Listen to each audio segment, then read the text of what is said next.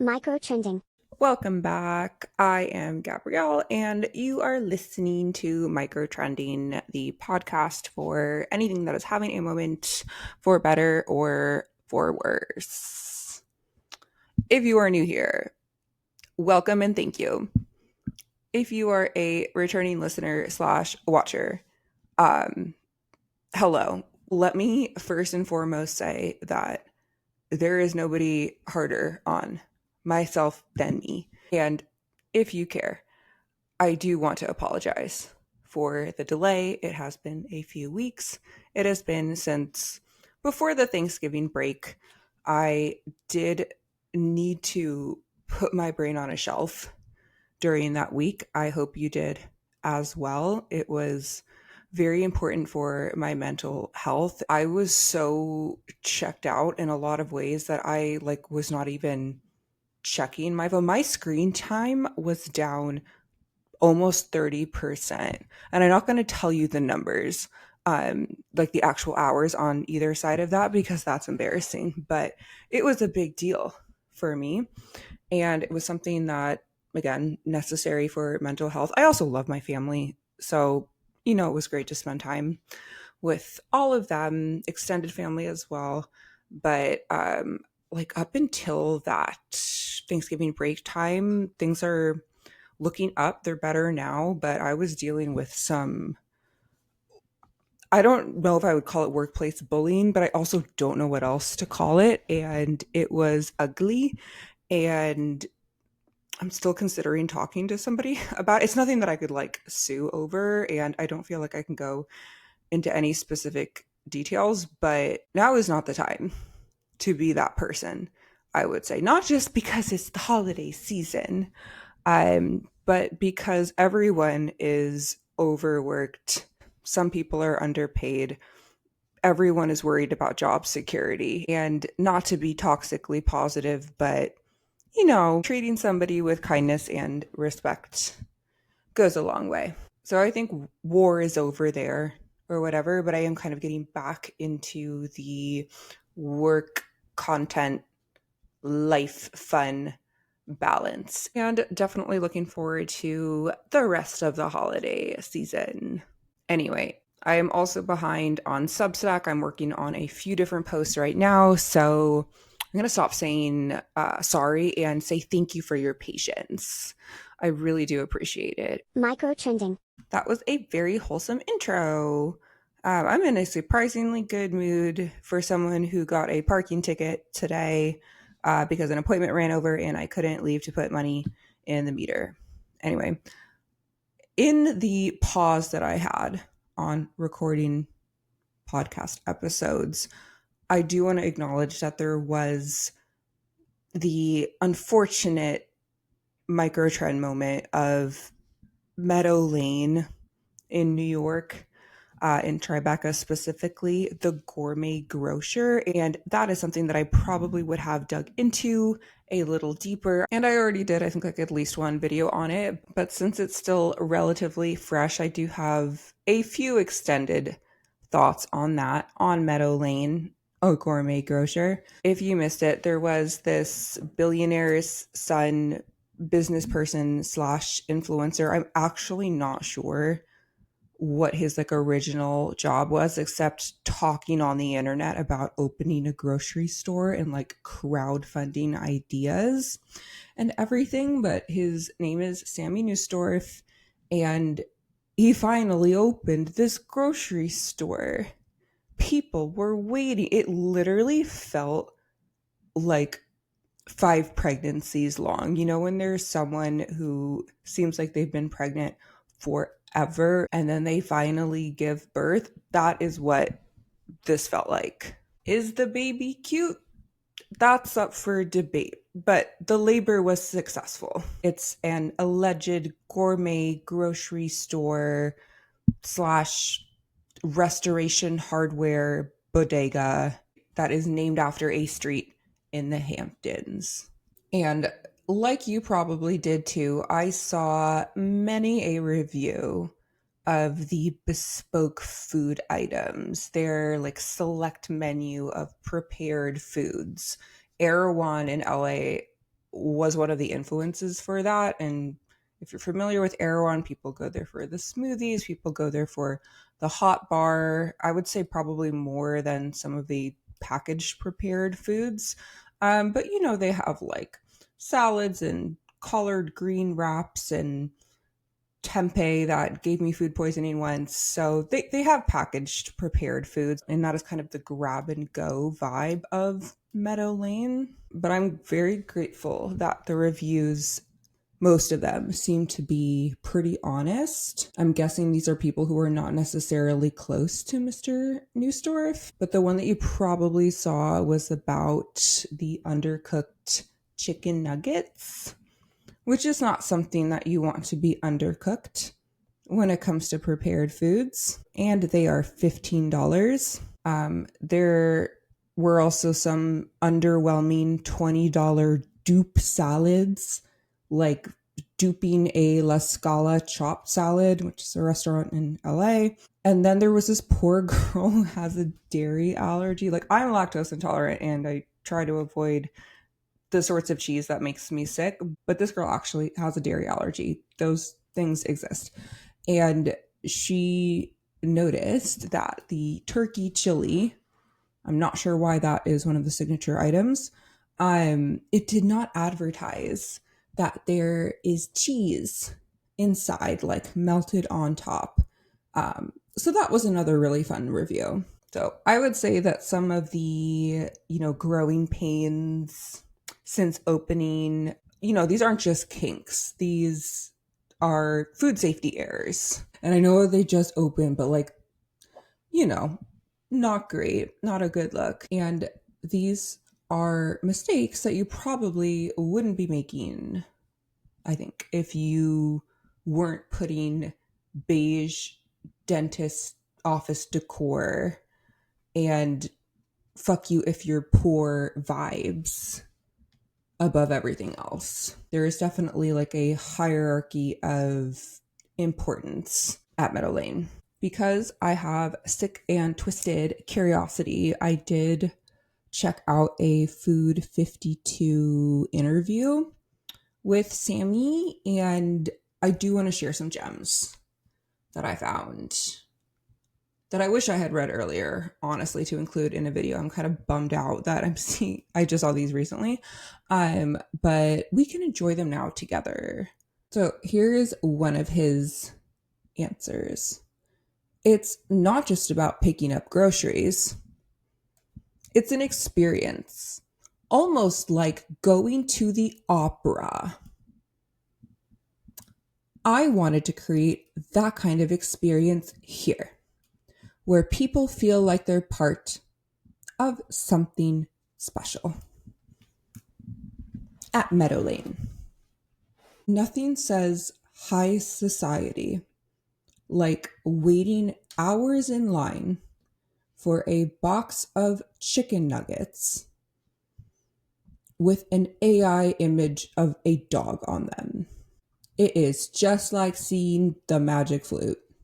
And spoiler alert, the something special is definitely just being adjacent to influencer culture.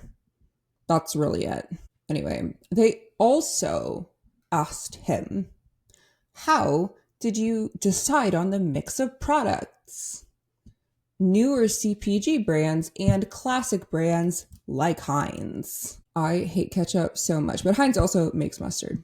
Anyway, here is Sammy's answer. I think it's important to cater to different needs and preferences. I'm a high-low person as a billionaire's son, so I love seeing Heinz ketchup next to seed oil-free masa tortilla chips. We don't want to jeopardize taste for buzzwords. You'll see classic brands next to trendy new products, but only if they're good. You just described most grocery stores and bodegas today, at least.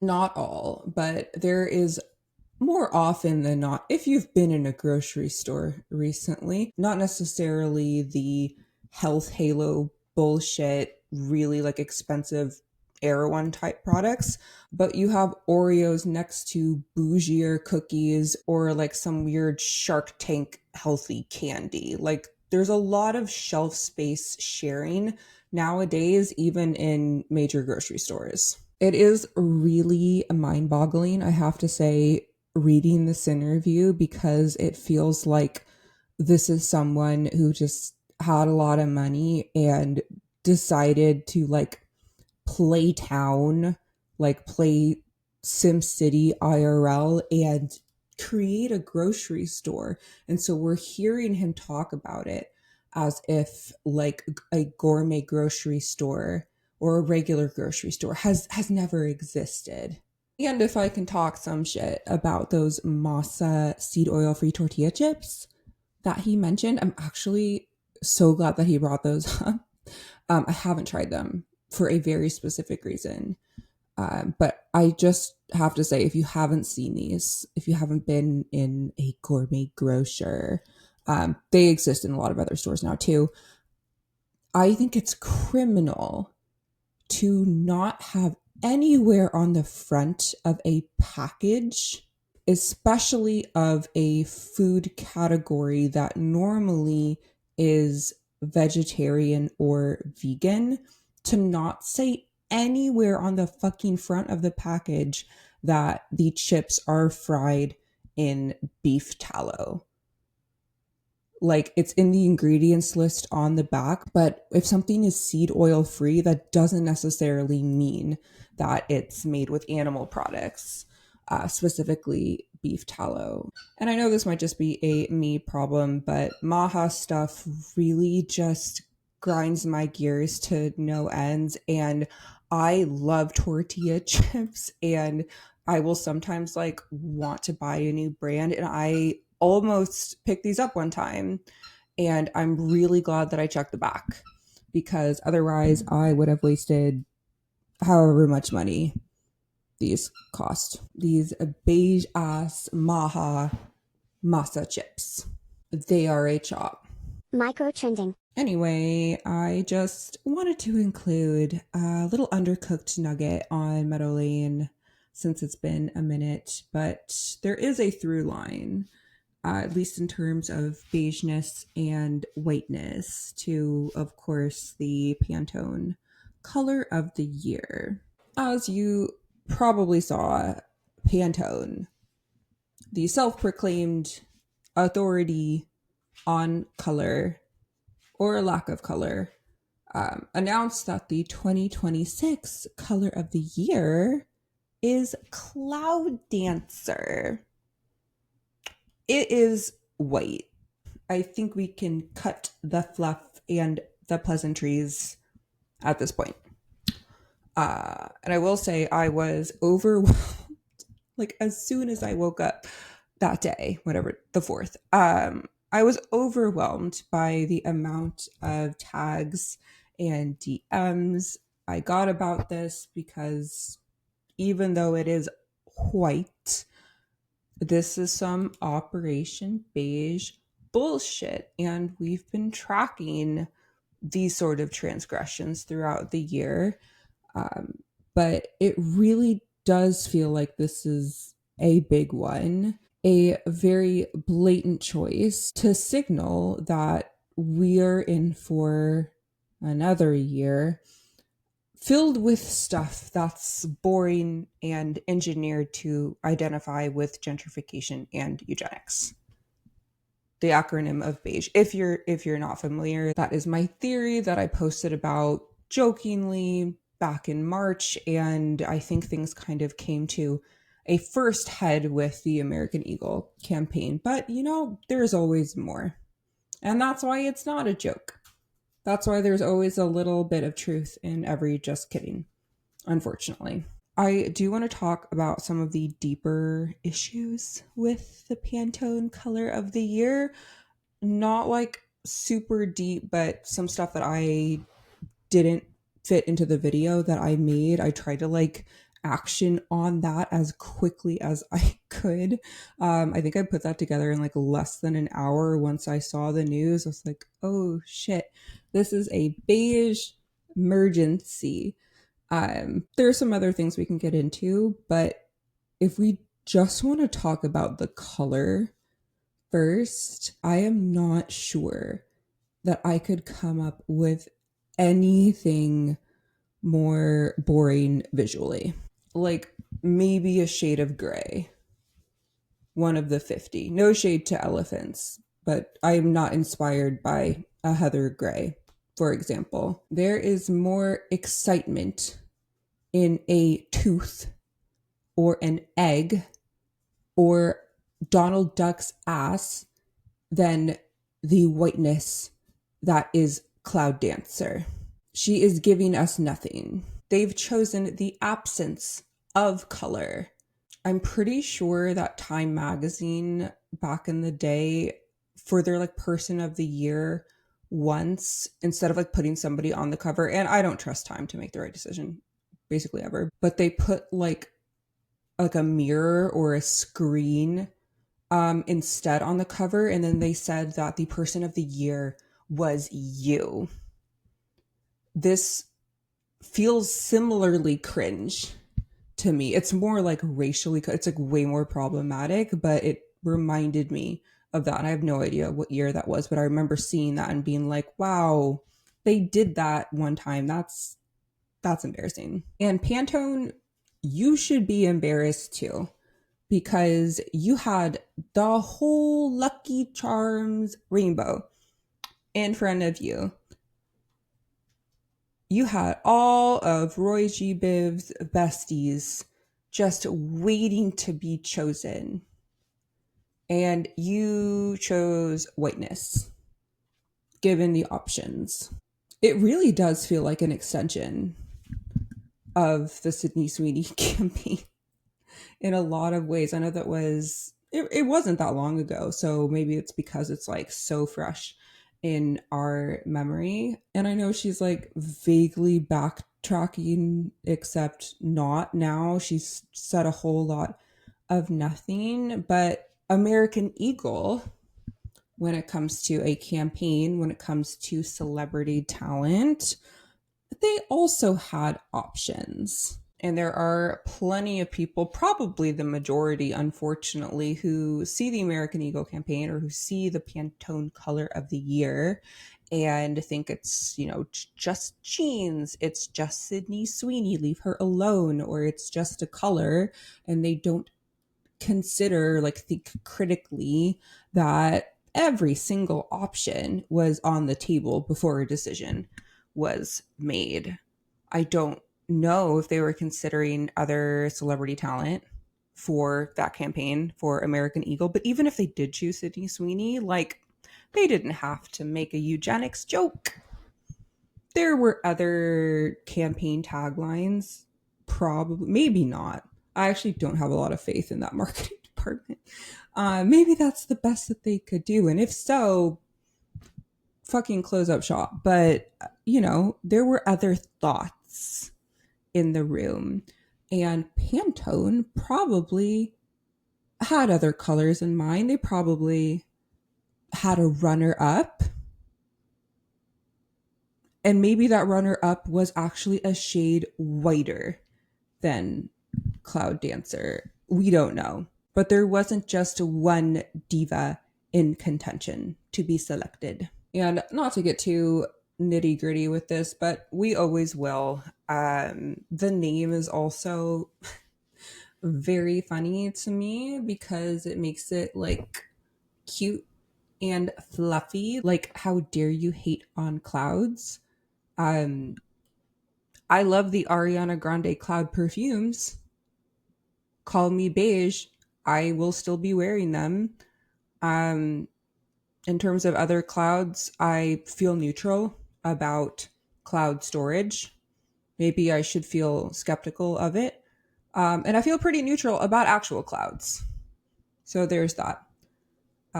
People have also been saying that the name kind of sounds possibly indigenous, which, if you think about it in context of the color, kind of seems like twisting the knife a little bit there. But if you'll hold my hand here, Okay? And close your eyes and imagine somebody dancing on a cloud. There is a metaphor to chew on there. You can stop holding my hand. Clouds are incredibly heavy. They are literally 1,000,000 pounds. I looked it up. I knew they were heavy. I didn't know they were that heavy. So you've got a heavy cloud. And then you have some charlatan dancing on top of it, like Whitney Levitt dancing in the ICU next to her sick newborn. I haven't forgotten and I do not stand. And I just feel like that metaphor, that scenario, making light of something that's actually really fucking serious, that feels apt for how both conservatives and liberals are treating certain things. So maybe a little bit too in the weeds there, but something to think about and something I haven't seen anyone say quite yet. Microtrending. And we could stop there and just say, hey, they chose white. We're not surprised. It is even more blatant than beige or the mocha mousse brown that they chose for 2025, which people were saying like, well, where did that show up? It was definitely in a lot of those like Western inspired looks and leather and probably in the recessionista neutrals. So it showed up. But what I do want to talk about a little bit more, and what I find the most revealing, is how Pantone is justifying their choice like in the public sphere, like the literal language that they are using to describe Cloud Dancer and what it represents. They call Cloud Dancer a lofty white whose aerated presence acts as a whisper of calm and peace in a noisy world. Let's just sit with that. This is not just your average white. This is a country club one who had legacy admission to Yale despite a 2.0 GPA. They have an aerated presence because they are full of hot gas and probably Prosecco. And they act as a whisper of calm and peace in a noisy world in their fucking imagination on Nextdoor and on the Citizen app, complaining about a car playing El Alfa at a perfectly reasonable volume. That's her. That is Cloud Dancer, clutcher of pearls. It is just all extremely coded. Here's another one. It is a symbol of calming influence in a frenetic society. It is literally giving white savior complex. It is literally giving The Blind Side. Cloud Dancer is also about choosing rest and consciously stepping away from relentless demands and turning inward. All of that when we have never been more overworked and underpaid. Perfect timing. And also during a time when we are becoming increasingly aware of not only how much we're being fucked over, but who is doing it, like who's actually responsible. The truths are coming out, but they want us to choose rest and turn our brains off.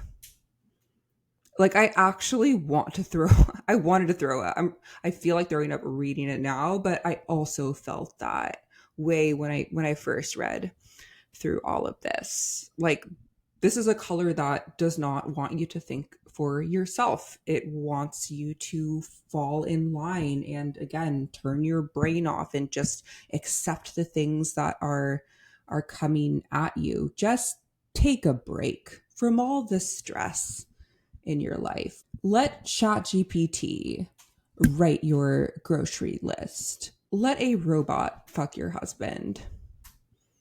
Unless you are of breeding stock and age, then it is time to get working. It is time to get the American birth rate up. On that note, actually, not the last note, but the ChatGPT and AI stuff, the language that they have chosen is so, if not identical, so close to AI propaganda bullshit. When they say that Cloud Dancer opens the door to like imagination and innovation, and the color itself is supposed to be a blank slate for you to make something of, that is the same sort of speech that you have been given about how AI can help you. Like, what are you going to create today? What stupid fucking Gen AI emoji sticker are you going to create and add to the chat?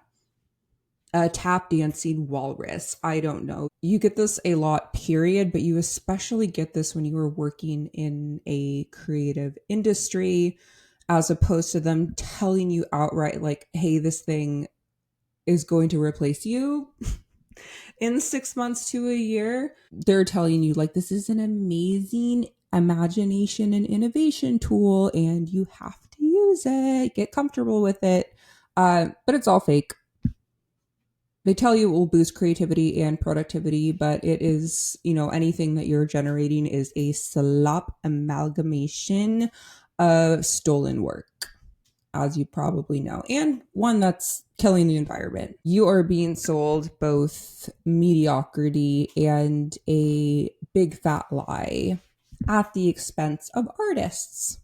Anyway, that is like a separate tangent, but you can see through the language that they're using that it is very friendly. It's very close, and I have not seen that many people dig into that yet, and I just felt the need to bring that up because it made me sick. Anyway, it is a shame in a way. If we want to talk about fashion in a vacuum, because I think sometimes people think about Pantone colors in terms of like fashion and design. It's unfortunate, I think, because a crisp white actually looks stunning on darker skin tones and people with high contrast features like dark eyes and dark hair versus beige, right? That might not be as complementary. You can wear whatever you want. I'm just saying that like white as a fabric and color tends to look amazing on certain people. And I actually do prefer something that looks closer to Cloud Dancer maybe than beige in terms of just a color palette in general. Like if I had to choose between two dresses, I would probably choose the one that's like the brighter white versus the beige one. Maybe that's wrong for my color season. I have no idea. But I'm just bringing that up because people are having that discussion about, the color in relation to clothing in general, like explicitly. But I really do think that there is too much social and political context to just leave it there, to just leave it at fashion and design. If you want to wear Cloud Dancer, go ahead. I have a Cloud Dancer sweater that I like to wear sometimes. It makes a lovely nail polish color.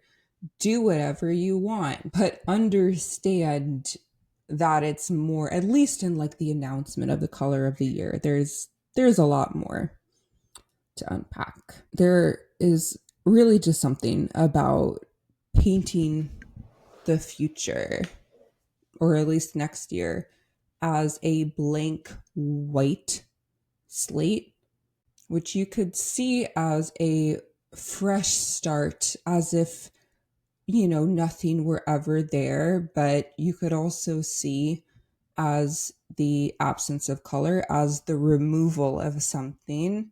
To me, it reads a little bit, if not a lot, Manifest Destiny. A lot of things have this year, but this one really does feel like that. It feels colonial, and it's definitely giving Operation Beige. And you're going to take it and you're going to like it because the Color Factory and the Cloud Dancer White House said so. And also Stephen Miller, and probably especially him. Microtrending. I don't think that I ever expected to have this many opinions about colors, at least this year. Beige, you know, obviously now Cloud Dancer White. I know I was posting about Beigification 2024, and a lot of people, we've all been privy to Beigification in general, but I think it has maybe taken this, extremely white turn, and, some improved media literacy for us to recognize that colors don't exist in a vacuum. They actually have more meaning. And I guess so does denim, thanks to American Eagle. Anyway, I hope you've enjoyed this episode. I'm excited to be back and posting a little bit more regularly. So thank you for being here. As a reminder, I am at saltlacroix on pretty much all platforms, and you can DM me. You can leave me a comment wherever you are listening or watching, or you can email me at saltlacroix@gmail.com. I'm sorry that it took Cloud Dancer to bring us together on stuff like this. Again, whether you are new here or not, but it feels good to unite when it comes to the war on beige. So again, thank you for being here. And yeah, I will see you soon. Bye. Microtrending.